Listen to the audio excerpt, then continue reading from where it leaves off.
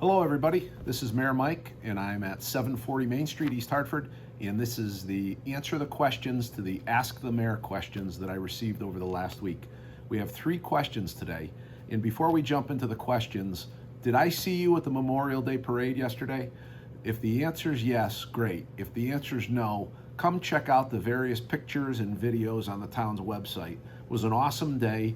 Thanks to the Veterans Commission, John Cook, thanks to the Grand Marshal and his 2 assistant Grand Marshals. Thanks to Connor, Roz, and Kate from my office. East Hartford had a great day. A lot of community spirit after we gave thanks and appreciation to the veterans for their sacrifices. So again, if I saw you there, great, along the parade route, and if I didn't, come check out the pictures. Now moving on to the questions. Question number 67, 68, and 69 we'll try to answer today. Question number 67 comes from someone who prefers to be anonymous. She said she's very excited to hear about the planned park improvements, and she heard that on last week's Ask the Mayor video. In particular, the addition of the dog park at Foreign Park. And we are continuing to work on that, and we hope that by mid-July we'll have that open. She goes on to say, I am curious that if installing a gravel walking path at the Yanner property at the corners of Rolling Meadow Drive and Barber Drive is a possibility.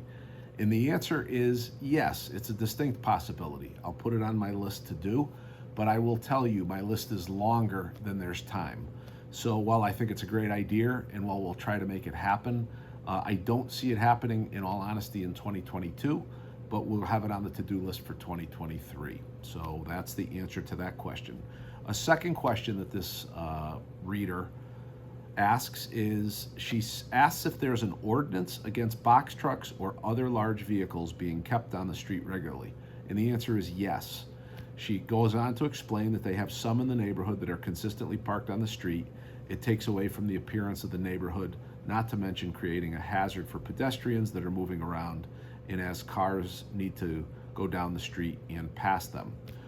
Addition, in her particular neighborhood, it creates a blind spot, so you can't see if a car is pulling out of the driveway or children runs into the street. So for all those reasons, there is an ordinance. And you simply need to call Town Hall, either through the request My Town East Hartford app, you can put it in there, or you can call the mayor's office, you can email me, or you can call inspections and permits. We'll get somebody out there. It is not normally a police matter because it's a commercial vehicle, but if it's parked between 2 and 5 a.m., then it is a police matter. So either way, get us the address, get us an identification of the truck, and we'll either send the inspections and permits department or the police out there. So hopefully we were able to answer those 2 questions. Question number 68 is a recurring question, and this is from Susan. How does the town decide whether to pave a street? She continues to see streets being paved that were in good shape and others that are in need which aren't scheduled. So there's a longer answer that I wanted to provide Susan. And again, this is an answer I've provided time and again, but I think it's good to review it for everybody who perhaps hasn't gotten the news first. So to this individual, I've attached a complete 2022 road inventory sorted alphabetically. So the 150 miles of road by street is on a town inventory, and it's about 18 pages long. In the middle of the page, that's looking at the top, there's a column that says Comp RSR, and that's short for Comprehensive Road Surface Rating. And then think of that as a report card with scores from around 30, that would be the worst roads, to the upper 90s, which would be a newly paved road. The roads are divided into 4 categories based on use. An arterial road is that road which is most traveled on. A collector road is the next busiest. So an example of an arterial road would say be Oak Street or Brewer. A collector road would be something not quite as busy as, say, Oak or Brewer. Then we have local roads, meaning those are only used by those neighbors to get to and from their house. That might be Barber Drive, that might be Donna Drive, whatever the case may be.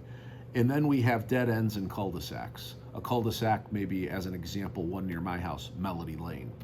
So that being said, each road has a different frequency of cars that are traveling on them. So the score of the road and the projected use of the road, meaning heavy to light, are key indicators for the town staff to program the worst roads by geographic area for repaving. Now, it's a little more complicated than that because the busier roads get most of the attention, and this sometimes frustrates residents who want their roads paved. And there are 4 ways we maintain roads: what we call a curb-to-curb mill and overlay, a full mill and overlay whereby we take up the curbs and aprons as well, a major rebuild where everything, curbs, aprons, concrete sidewalks, everything comes up, including some of the underlayment and drainage. And then finally, what we call simply crack sealing, and that means we go into a fairly new road and then we apply crack sealing over it to extend the life. So you can see there's many variables. How busy is the road? What's the condition of the road in terms of the road score? And then also the frequency by what it's used for. So all of those things we try to weigh into basically a formula. We'll call it an efficiency formula. We're also trying not to hopscotch around the town because that wouldn't be terribly efficient. And then we know not every road needs attention every year. So a little bit of background, and again, for those of you who have watched this, you've probably heard this before, but this is for the benefit of Susan, who asked the question. The town has 150 miles of road. Simple math says we should repave about 15 miles a year to keep up, and we have only historically paved around 5 miles a year since year 2000, so we are far behind where we need to be. This is a balancing act between the taxes that everyone pays to have good roads and the roads we are able to repave. So hopefully that detailed explanation was helpful as a reminder to everybody and as an introduction to Susan. Question number 69 comes from Marjorie, and she said, I currently work and live in Glastonbury, but she maintains ancient and military headstones. She was wondering if I could comment on the fact that the public cannot visit Sergeant Heman Baker's military stone on Pratt & Whitney property. So there's something that I learned today. I did not realize there was a military stone on Pratt & Whitney property. This lady tried to visit it and was ushered off the property. I can understand that. In as much as what she was doing was a good thing and helpful, Pratt & Whitney is a military installation, and there are certain security clearances because they make jet engines for the military. So in order to be on their property, and this is since 2011 and even predates that, you need a particular security clearance. We've had the same issue with people who ride bikes through there and so on and so forth. So apologies for that, but it is truly a military supported manufacturing operation, and it's off limits to anybody but those with security clearance.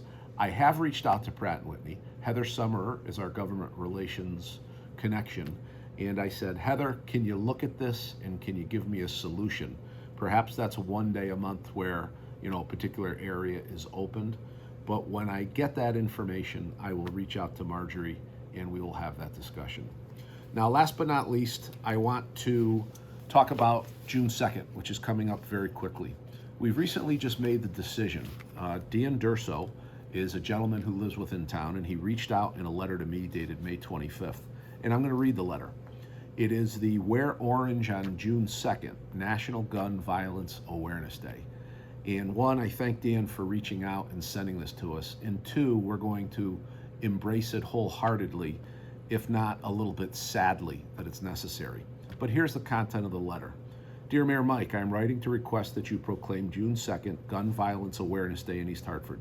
By doing so, you will join our town with concerned citizens throughout Connecticut and across the nation who will be participating in Wear Orange activities to observe the 8th annual National Gun Violence Awareness Day.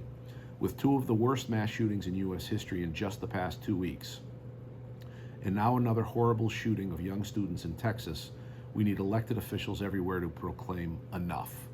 You can do that by joining other municipal leaders around Connecticut who are issuing proclamations. The Wear Orange campaign was inspired by friends of Hadia Pendleton, a 15-year-old Chicago student killed by gunfire in 2013. They decided to honor her life by wearing orange on her birthday, choosing it because it was Hadia's favorite color and because orange is the color hunters wear to protect themselves from being shot. Although I'm grateful that our state has one of the lowest rates of gun death and some of the toughest gun laws in the nation, gun violence is a public health crisis. Gun homicides have reached a 25-year high last year in Connecticut, and firearms are the second leading cause of suicide. The facts are clear. Guns do not make us safer. The evidence for this is overwhelming. Access to firearms in the home is associated with increased rates of homicide and suicide, as well as unintentional death and injury, particularly of children. By issuing a proclamation, and he's suggested some language attached, he'll help educate East Hartford residents about the dangers of gun ownership, as well as honor all victims of gun violence.